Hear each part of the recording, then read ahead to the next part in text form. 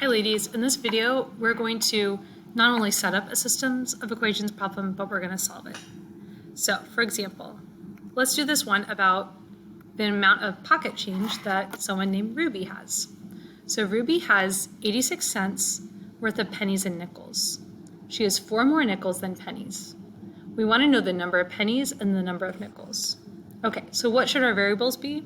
Well, what we want to find, the number of pennies, let's call that P, and the number of nickels, N. Okay, so let's write equations from what we know.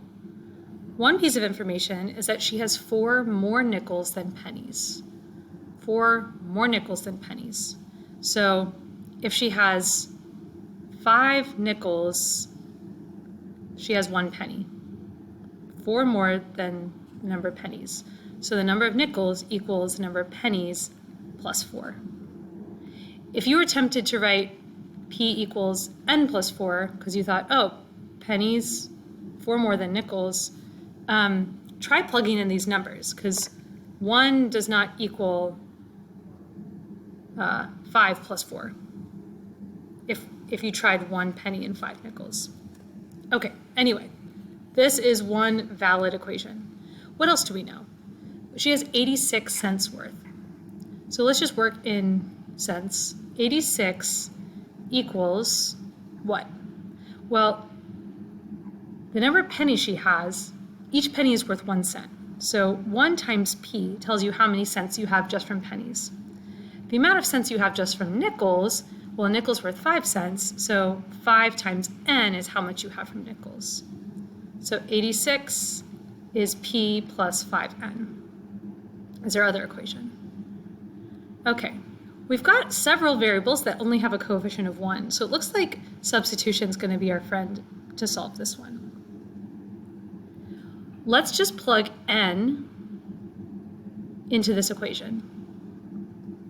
86 equals P plus 5 times P plus 4. And let's distribute 5P plus 20.